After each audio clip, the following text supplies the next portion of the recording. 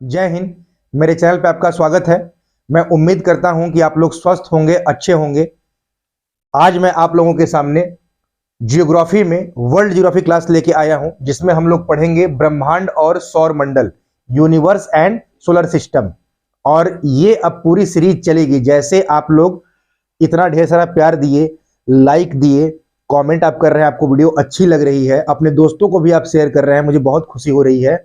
और जितनी भी मेरी वीडियो प्लेलिस्ट में चल रही है, हिस्ट्री की, पॉलिटी की, साइंस की, एनवायरमेंट की, वैसे ही अब मैं आप लोगों के लिए जियोग्राफी लेके आया हूं। ऐसे ही मेरे बहुत छात्रों की बेहद मांग थी कि सर भूगोल शुरू करिए, तो मैंने जियोग्राफी से स्टार्ट ही किया है, वर्ल्ड जियोग्राफी से। इसके पूरे टॉपिक खत्म हो जाएंगे, उसके बाद फिर मैं आपके लिए इंडियन जियोग्राफी लेके आऊंगा और पूरी जियोग्राफी हम लोग कंप्लीट हो जाएगी। और जो चल रहा है हिस्ट्री, पॉलिटी, साइंस, एनवायरमेंट, उसके लिए आप घबराइएगा मत कि ये अभी सब आधा छूटा हुआ है।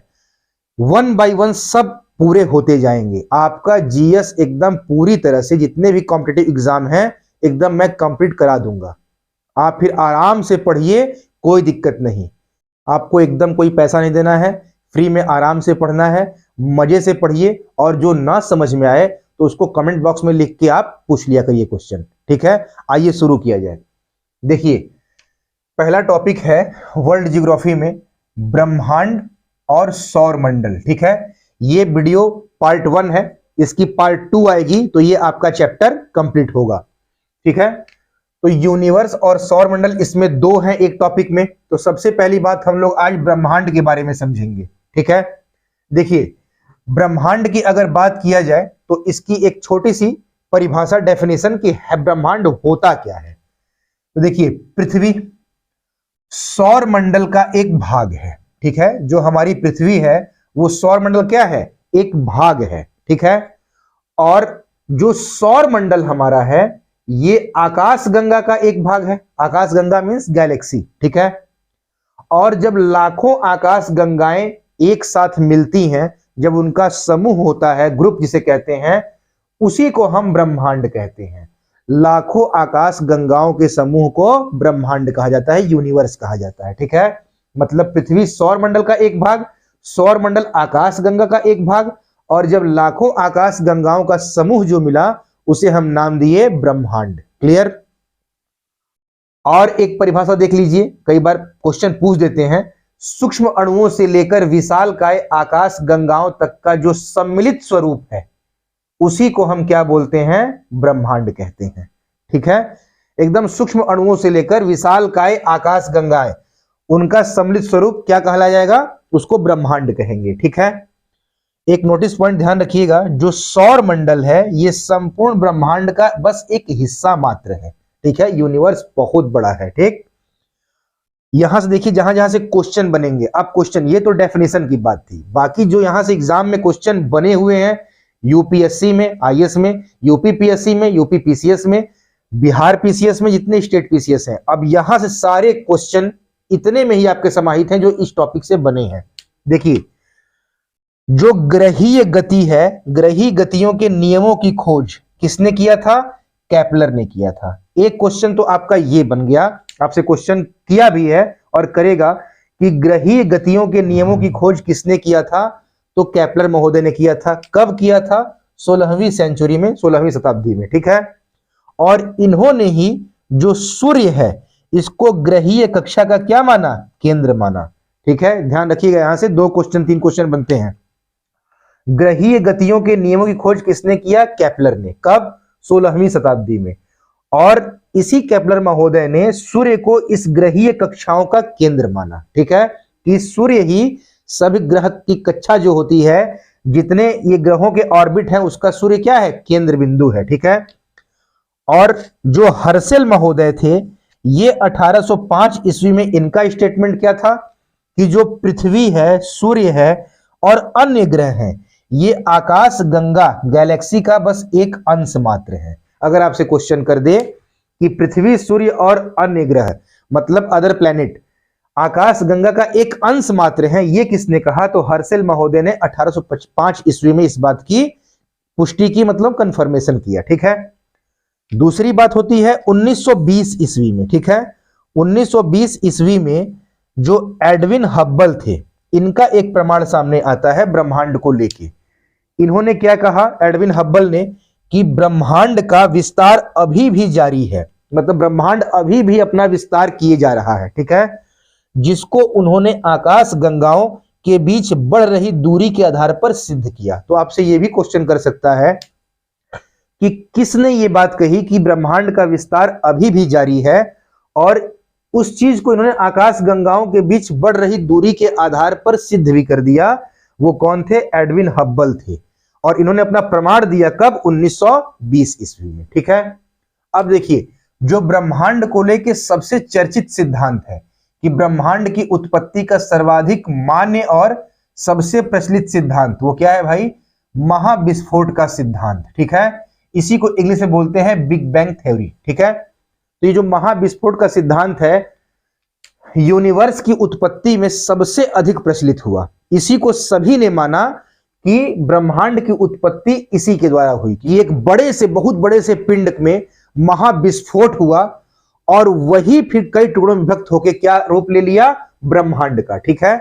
और जो ये बिग बैंग थ्योरी थी, इस सिद्धांत का प्रतिपादन, मतलब इस सिद्धांत को दिया किसने? जॉर्ज लेमेंथियर ने। मोस्ट इंपॉर्टेंट, ठीक है, इसको वीवीआई कर लीजिएगा, वेरी वेरी इंपॉर्टेंट पॉइंट है ये, ठीक। कि ब्रह्मांड की उत्पत्ति का सर्वाधिक प्रचलित मान्य सिद्धांत, ये भी इंपॉर्टेंट, बिग बैंग थ्योरी, महाविस्फोट का सिद्धांत, और इसका प्रतिपादन, मतलब इस सिद्धांत को दिया किसने? जॉर्ज लेमेंथियर ने, ठीक है। उसके बाद इन्होंने इस सिद्धांत को दिया, थ्योरी दिया कि महाविस्फोट का सिद्धांत जो है उसी के तहत ब्रह्मांड की उत्पत्ति हुई, और बाद में इसकी पूरी व्याख्या जो प्रस्तुत किए वो थे रॉबर्ट वेगनर। यहां से दो सवाल है, कंफ्यूज मत होइएगा। जब आपसे कहेगा कि ब्रह्मांड की उत्पत्ति का जो सिद्धांत है, महाविस्फोट का सिद्धांत, उसकी व्याख्या किसने प्रस्तुत की? वो रॉबर्ट वेगनर हो जाएंगे। और जब कहेगा कि इसका प्रतिपादन किसने किया है, महाविस्फोट सिद्धांत का, मतलब दिया किसने? वो जॉर्ज लेमेंथियर है। छोटी छोटी बात से क्वेश्चन का आंसर बदल जाता है और फिर आप एग्जाम में गलती करके आते हैं।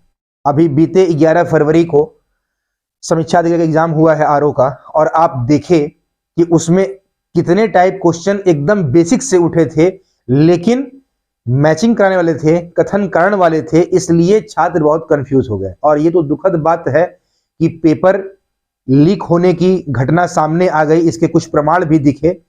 तो ये तो अगर ऐसी बात हुई है तो ये बहुत ही अच्छी बात नहीं, शर्मनाक बात है कि लड़के विद्यार्थी इतने मन से तैयारी करते हैं, अपना पेपर देते हैं।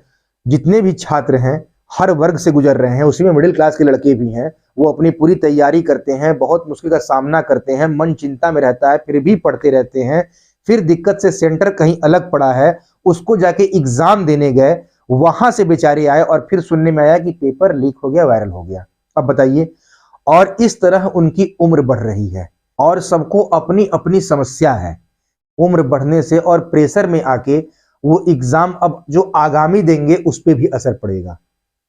तो इस बात को तो आयोग को संज्ञान में, इस बात को अच्छे से लेना चाहिए और इस पे कड़ी से कड़ी कार्रवाई की जानी चाहिए।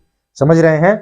तो देखिए, अब यहां तो आप अंतर समझ गए कि ये है, इन्होंने दिया बिग बैंग थ्योरी और इसकी व्याख्या किया रॉबर्ट वेगनर ने, ठीक है। अब यहां देखिएगा, जो बिग बैंग थ्योरी की पुष्टि, मतलब confirmation of the big bang theory, ये किसके द्वारा हुआ? वो था डॉपलर इफेक्ट। डॉपलर प्रभाव के द्वारा बिग बैंग थ्योरी की पुष्टि कर दी गई, मतलब कंफर्मेशन कर दिया गया कि इसी के तहत ब्रह्मांड की उत्पत्ति हुई है, ये सही है। और डॉपलर इफेक्ट ने भी इस बात को माना, ठीक है। अगला देखिए, जब महाविस्फोट हुआ उसके कुछ अरब वर्ष बाद ही हाइड्रोजन और हीलियम के बादल जो है वो संकुचित, मतलब कंप्रेस्ड क्लाउड जो है, बादल संकुचित होकर तारों और आकाश गंगाओं का निर्माण करने लगे। तो तारा और आकाश गंगा का निर्माण कैसे हुआ है? यही महाविस्फोट के कुछ वर्ष बाद, जब हाइड्रोजन और हीलियम के बादल कंप्रेस्ड हो गए और वही फिर तारा और आकाश गंगाओं का निर्माण किए, ठीक है। फिर महाविस्फोट के बाद आज से लगभग 4.5 अरब वर्ष पूर्व सौर मंडल का विकास हुआ, जिससे ग्रहों, मतलब प्लेनेट, तथा उपग्रहों, मतलब जितने भी ग्रह के उपग्रह हैं उनका निर्माण हुआ। तो समझ गए बात को कि महाविस्फोट का जो सिद्धांत दिया गया बिग बैंग थ्योरी कि ब्रह्मांड की उत्पत्ति उसी से हुई है, तो जिस महाविस्फोट से ब्रह्मांड की उत्पत्ति हुई उसी के बाद उसी महाविस्फोट से हाइड्रोजन हीलियम के बादल कंप्रेस्ड होकर तारा और आकाशगंगा का निर्माण किए, और उसी के बाद आज से लगभग 4.5 अरब वर्ष पहले सौर मंडल का भी विकास हुआ, ठीक है, जिससे ग्रह और उपग्रह भी सामने आए, उनका निर्माण हुआ। और हैं होयल महोदय, इन्होंने क्या कहा, इन्होंने एक नवीन परिकल्पना प्रस्तुत की, एक न्यू कॉन्सेप्ट दुनिया के सामने रखा, बहुत इंपॉर्टेंट है, मोस्ट इंपॉर्टेंट कर लीजिएगा। इसको बोलते हैं स्थिर अवस्था संकल्पना, मतलब स्टेडी स्टेट कॉन्सेप्ट, इसको बोलते हैं steady, STEADY, steady state concept. इन्होंने स्थिर अवस्था संकल्पना दिया, ठीक है, किसने, होयल महोदय ने। और ये इनका न्यू कॉन्सेप्ट था, क्या भाई, कि ब्रह्मांड का विस्तार लगातार तो हो रहा है, ये बात ठीक है, कि जो ये बोले थे कि ब्रह्मांड का विस्तार अभी भी जारी है, एडविन हब्बल ने, तो इन्होंने बोला कि ठीक, ब्रह्मांड का विस्तार तो अभी भी लगातार हो रहा है, लेकिन जो इसका स्वरूप है उसमें किसी भी समय एक ही जैसा स्वरूप दिखा है इसका, मतलब इसके स्वरूप में कोई परिवर्तन नहीं हुआ है। इसी को बोला गया स्थिर अवस्था संकल्पना, जिसको बोलते हैं स्टेडी स्टेट कॉन्सेप्ट। किसने दिया, होयल महोदय ने, ध्यान रखिएगा, मोस्ट इंपॉर्टेंट है। अब देखिए, जो हमारी आकाश गंगा है, इसी को बोलते हैं गैलेक्सी को मंदाकिनी, इसका सबसे शीतल तथा चमकीले तारों का जो क्षेत्र है उसे हम क्या बोलते हैं, ओरियन नेबुला। ये क्वेश्चन पूछा जा चुका है यूपीएससी के द्वारा, ठीक है, आयोग ने क्वेश्चन पूछा है, ध्यान रखिएगा कि हमारी आकाश गंगा जो मंदाकिनी है, गैलेक्सी है, उसका सबसे शीतल और चमकीले तारों का क्षेत्र क्या कहा जाता है, उसको हम बोलते हैं ओरियन नेबुला। और जो ये मंदाकिनी हमारी गैलेक्सी है, इसको सबसे पहले किसने देखा था, तो गैलीलियो भाई साहब ने इसको सबसे पहले देखा था। ये भी अच्छा क्वेश्चन है, ठीक है, आपसे पूछे कि गैलेक्सी मंदाकिनी को, हमारी जो गैलेक्सी है उसको सबसे पहले किसने देखा, तो गैलीलियो भाई साहब ने देखा था, ठीक है। नेक्स्ट पॉइंट देखिए, जो तारे हैं, तारों के रंग से उसका तापमान ज्ञात किया जा सकता है। क्वेश्चन पूछा है कि तारों का तापमान कैसे ज्ञात कर सकते हैं, तारे के रंग से, ठीक है। और दूसरा स्टेटमेंट देखिए, तारों द्वारा जो मुक्त उष्मा, उसी के आधार पर उनकी उम्र ज्ञात की जा सकती है। यह भी क्वेश्चन पूछा है कि तारों की उम्र कैसे ज्ञात की जा सकती है, तो तारों द्वारा मुक्त उष्मा के आधार पर तारों की उम्र ज्ञात की जा सकती है। जैसे नीला और सफेद जो है उसको हम बोलते हैं युवा या आद्य तारा, जो नारंगी है उसे बोलते हैं प्रौढ़, और जो लाल है उसे बोलते हैं वृद्ध तारा, ठीक है, इसको ध्यान रखिएगा। और तारे, ध्यान रखिए, अब यहां से एक क्वेश्चन बहुत इंपॉर्टेंट आ रहा है, जिसको हम लोग बोलते हैं ब्लैक होल, उसी को हिंदी में बोलता है कृष्ण विवर, ठीक है। तो ये ब्लैक होल का कॉन्सेप्ट कैसे आया, तारों में भी आपस में विस्फोट हुआ, तारों का जब द्रव्यमान बढ़ा, तारे विस्फोट किए, तो विस्फोट के बाद तारों की मृत्यु हुई, और वही फिर क्या हुए, ब्लैक होल का रूप ले लिए, उसे ही बोलते हैं कृष्ण विवर या ब्लैक होल, उसी का निर्माण हुआ, ठीक है, तारों की मृत्यु के बाद विस्फोट से। अब ये ब्लैक होल के बारे में समझ लीजिए, अंतरिक्ष में स्थित ऐसा स्थान जहां गुरुत्वाकर्षण इतना अधिक होता है कि प्रकाश का परावर्तन या किसी भी वस्तु का वहां से पलायन नहीं हो सकता, समझ गए। और इस ब्लैक होल को दूरबीन से भी नहीं देखा जा सकता, ध्यान रखिएगा, ठीक है, इसके स्टेटमेंट को, यहां से क्वेश्चन बने हुए हैं। तो मैं उम्मीद करता हूं कि आप ये समझ चुके होंगे कि ब्लैक होल क्या है, उसी को कृष्ण विवर बोलते हैं। अंतरिक्ष में स्थित ऐसा स्थान है जहां गुरुत्वाकर्षण इतना ज्यादा अधिक होता है कि प्रकाश का परावर्तन और किसी भी वस्तु का वहां से पलायन नहीं हो सकता, और इसे हम दूरबीन से भी नहीं देख सकते हैं, ठीक है। और ब्लैक होल बना कैसे, तो विस्फोट के बाद जब तारों की मृत्यु हुई तो वही से ब्लैक होल बना, ठीक। एक चीज और इसको ध्यान रख लीजिएगा, श्वेत वामन जो तारे हैं, तारों के टाइप है, श्वेत वामन तारों के जीवन अवस्था के बारे में सिद्धांत किसने दिया था, तो ये एस चंद्रशेखर थे, ठीक है। जो श्वेत वामन तारे हैं उनके जीवन अवस्था के बारे में जो सिद्धांत थ्योरी दिए वो कौन थे, एस चंद्रशेखर। और ये क्या थे, अपने ही भारतीय मूल के अमेरिकी खगोलविद थे, जिसको बोलेंगे अमेरिकन एस्ट्रोफिजिसिस्ट। ठीक है, तो ये बहुत इंपॉर्टेंट है, कई बार चंद्रशेखर सीमा पूछता है, तो ध्यान रखिएगा कि इन्होंने ही सबसे पहले श्वेत पवन तारों के जीवन अवस्था के बारे में सिद्धांत दिया था। ये हमारा आज ब्रह्मांड के बारे में बेसिक क्वेश्चन थे, जहां से क्वेश्चन आए भी हैं। यहां से और ज्यादा क्वेश्चन बृहद रूप में नहीं बनते।